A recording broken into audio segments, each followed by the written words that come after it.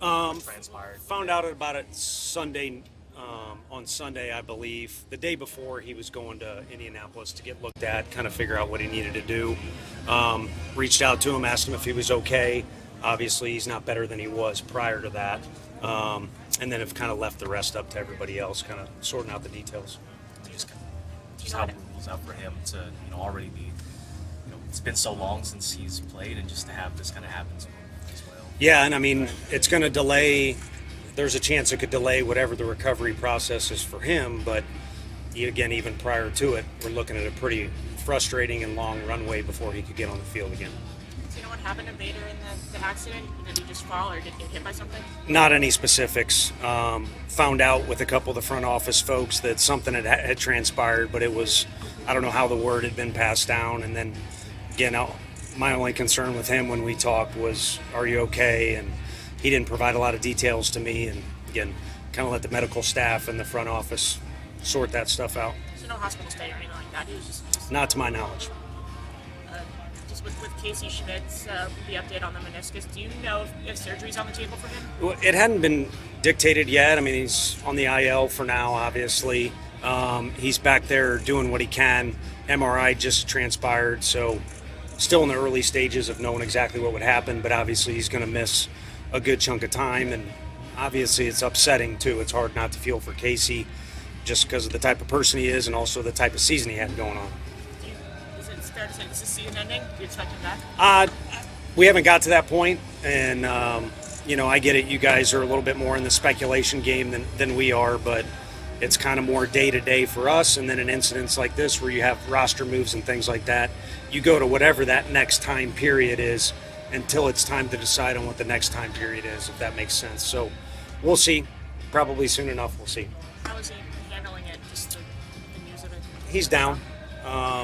Again, I don't mean to speak for him, and I think everybody's been around him in the building, and there's no magic words you can say, but everyone's been supporting him, obviously, but naturally he's down.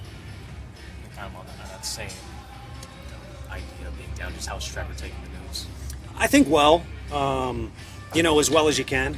He's got a good mindset. I mean, I think he's got a good mindset on the mound, but just as a person in general, he's one of the easier guys to talk to mid-game. If it's in between innings and you're talking baseball or you just need a timeout and you talk to him about the game before or whatever it might be, he's a level-headed dude and he's got a good mindset.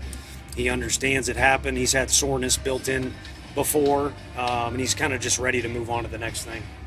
If Casey's season is over, what's sort of maybe your one or two takeaways as far as just this really being the season he kind of burst onto the scene as a big leader? Yeah, he did. I think, I don't want to say the whole pressure builds, reveals diamonds or makes diamonds or anything like that, but I think, coming in as a prospect, there's expectations, and then when you're a young guy, you got to kind of earn your stripes around here, and you're probably going to take your lumps on the field too.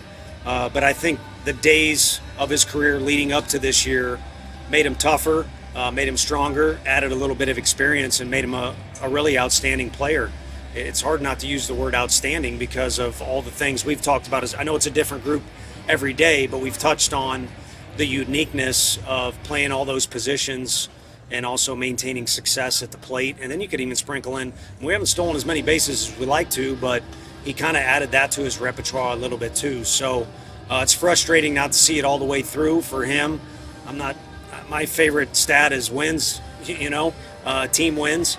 But it would have been fun to kind of see the season play out for him just in all those categories. You envision Masabe kind of being in a backup infielder role for the time being? Yeah, I mean, in spring training, John Miller and I were just talking back there. It didn't matter if it was second, short, and third are very different.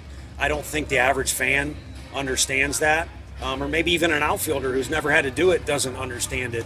They're just very different. But he always looked the same, more than most, if anyone I've ever seen, to be honest with you. He looked like the same guy at all three of those spots. So I think there's some value to being able to do that regardless of what game situations come up. Be nice to get him some action. It's good to see him.